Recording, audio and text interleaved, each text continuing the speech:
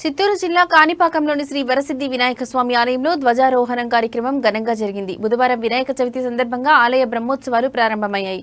ఆలయ ప్రాంగణంలో వేద మంత్రోచ్చరణ మధ్య ధ్వజారోహణ కార్యక్రమం నిర్వహించారు. బ్రహ్మోత్సవాల నేపథ్యంలో భక్తులకు ఎలాంటి ఇబ్బందులు కలగకుండా ఆలయ అధికారులు అన్ని ఏర్పాట్లు చేశారని ఆలయ ఈవో పెంచల కిషోర్ తెలిపారు. ఈ కార్యక్రమంలో ఉభయదారులు, వేద పండితులు, ఆలయ అధికారులు పాల్గొన్నారు. नमः ओं गौं नेत्रेभ्यो नमः ओं गामृतयाद नमः ओं गीं शिरसै नमः ओं गुं शिखादे नमः ओं गैं कवचाद नमः ओं गः अस्त्राय नमः धूपः धूपमाघ्रापदामि महागणाधिपति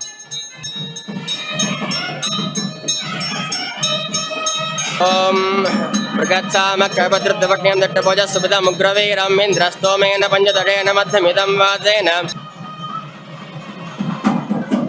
महागणाधिपतये नमः आदिपूज्याय देवाय दंतमोदकधारिणे वल्लभा प्राणकांताय श्री गणेशाय मंगलम श्री स्वयंभू वरसिद्धि विनायक स्वामी वारी देवस्थान ब्रह्मोत्सवाలు अंगरंग వైభవంగా ప్రారంభించడం జరిగినది.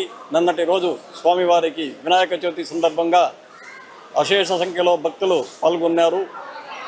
ఉదయం స్వామివారికి అభిషేకము, అదేవిధంగా సాయంత్రం గ్రామోత్సవం నిర్వహించడం జరిగినది.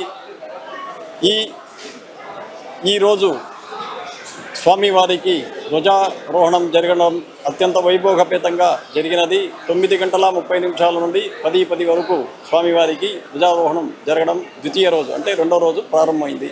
స్వామివారికి ధ్వజారోహణ కార్యక్రమం పూర్తయినది.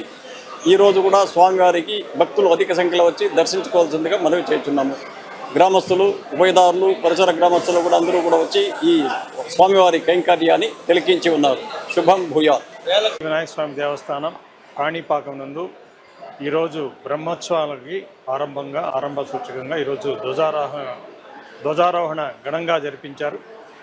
ఉభయదారులు, అదేవిధంగా పూజారులు, వేద పండితులందరూ కలిసి ఈ కార్యక్రమాన్ని ఎంతో వైభవంగా జరిపించారు. భక్తులు కూడా చాలామంది దీంట్లో పాల్గొన్నారు. ఈ రోజు నుంచి అంటే నిన్న వినాయక చవితి రోజు నుంచి మనకి బ్రహ్మోత్సవాలు ప్రారంభమయ్యాయి. నిన్న అధిక సంఖ్యలో భక్తులు వచ్చి దేవుని దర్శించుకొని సంతృప్తికరంగా వెళ్ళారు.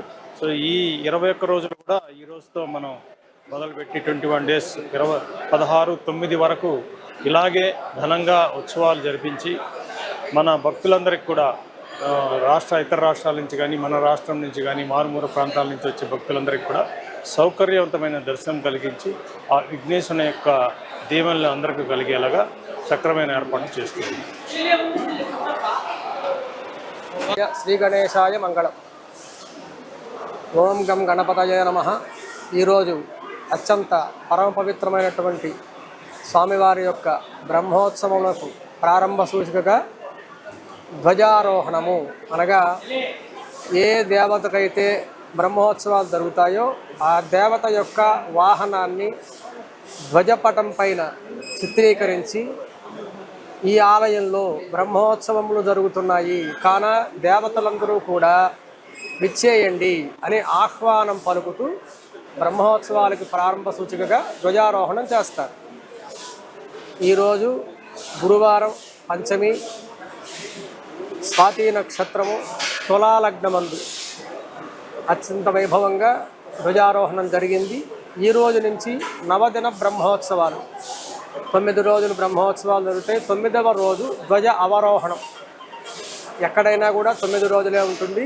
9 రోజులు అయిన తర్వాత మనకి ప్రత్యేక ఉత్సవాలు జరుగుతాయి ఇక్కడ. అది చాలా విశేషం. 9 రోజులు ఆగమోక్తంగా నవాన్నిక బ్రహ్మోత్సవాలు జరుగుతాయి.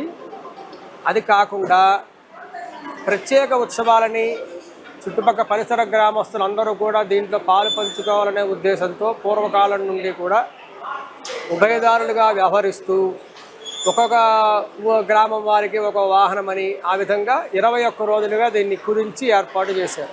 ఇంకే ఆలయంలో కూడా 21 రోజులు బ్రహ్మోత్సవాలు జరిగేటువంటి ఆలయాలే లేవు. మన ఆలయం మాత్రమే దానికి ప్రత్యేకం. అత్యంత వైభవంగా జరుగుతుంది, చాలా విశేషంగా జరుగుతుంది.